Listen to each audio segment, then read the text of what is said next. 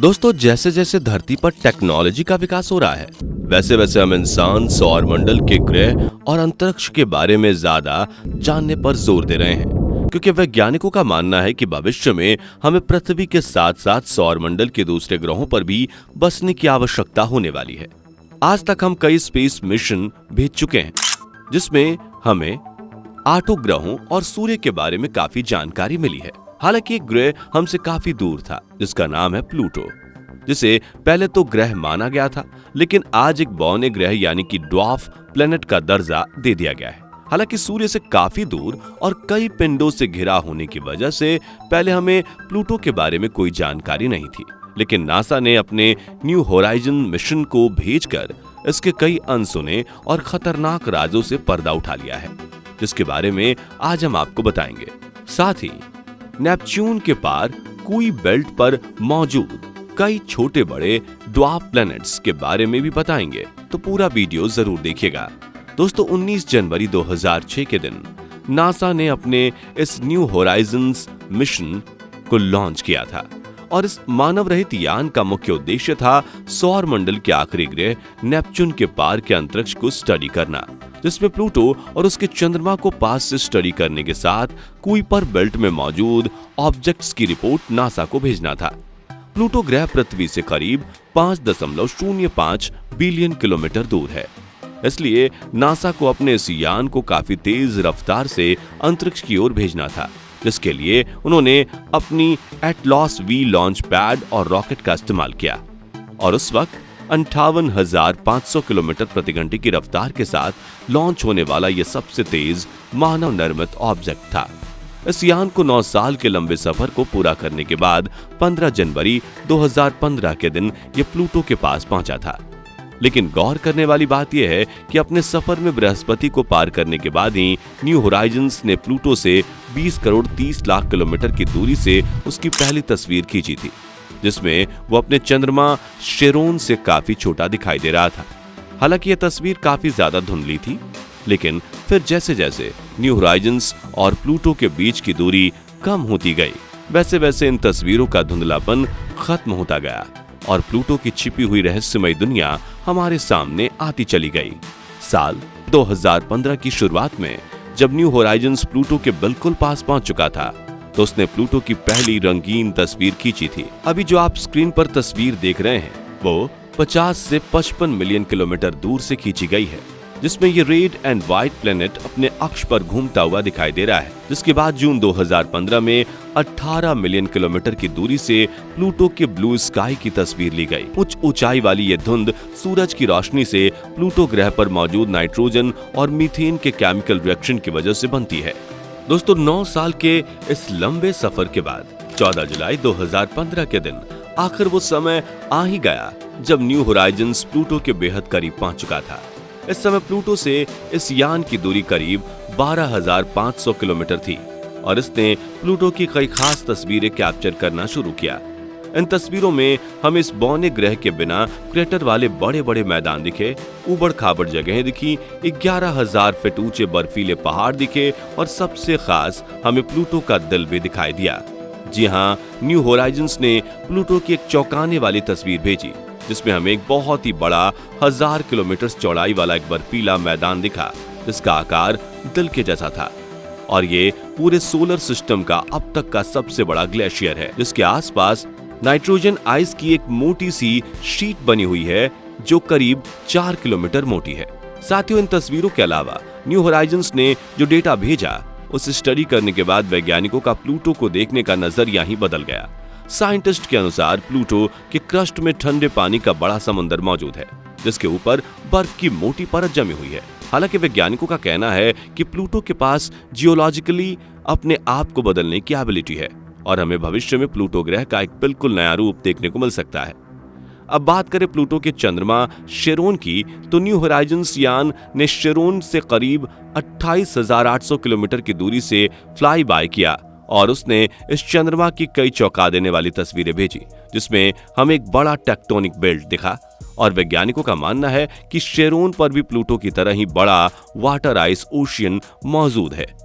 दोस्तों, अब इस अंतरिक्ष यान का प्राइमरी मिशन तो सफलतापूर्वक हो चुका था, लेकिन अब इसे और भी आगे बढ़ना था और कुइपर बेल्ट में मौजूद बड़े बड़े पिंडों की स्टडी करनी थी। इस बीच 26 जून 2014 के दिन नासा ने कुइपर बेल्ट में मौजूद एक ऑब्जेक्ट की खोज की, जिसे देखकर यह लग रहा था कि दो बड़े एस्ट्रॉयड्स ने एक दूसरे के साथ जुड़कर ऐसी फॉर्मेशन की है। इसलिए नासा के वैज्ञानिकों की इस ऑब्जेक्ट में दिलचस्पी जागी और उन्होंने इसे अल्टीमा थूले नाम देकर लगे हाथ ही न्यू होराइजन्स को इसकी स्टडी करने के लिए भेज दिया। हालांकि यह सफर काफी मुश्किल रहा, क्योंकि कुइपर बेल्ट में अनगिनत बड़े बड़े पिंड मौजूद हैं, जिनके टकराने से अंतरिक्ष यान पूरी तरह से तबाह हो सकता था। लेकिन 4 साल तक कई चुनौतियों का सामना करने के बाद ये यान 1 जनवरी 2019 के दिन आखिरकार अल्टीमा थूले के पास पहुंच गया। इस वक्त ये यान अल्टीमा थूले की सतह से 3500 किलोमीटर की ऊंचाई से फ्लाई बाय कर रहा था। इस दौरान उसने इस एस्टेरॉयड के बारे में कई जानकारियां धरती पर बैठे अपने वैज्ञानिकों तक भेजी, जिसके मुताबिक इस ऑब्जेक्ट के दोनों भाग पर एक पतली नेक लाइन से एक दूसरे के साथ जुड़े हुए हैं, जिनमें से पहला हिस्सा 21.6 किलोमीटर और दूसरा हिस्सा 15.4 किलोमीटर चौड़ा है। वहीं इसकी सतह पर बर्फ की मोटी परत के साथ कई खास ऑर्गेनिक कंपाउंड मौजूद हैं।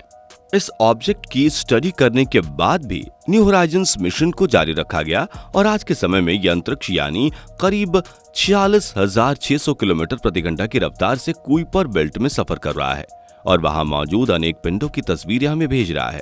इस वक्त यह अंतरिक्ष यान हमारे पृथ्वी से करीब 43 एस्ट्रोनॉमिकल यूनिट की दूरी पर यात्रा कर रहा है।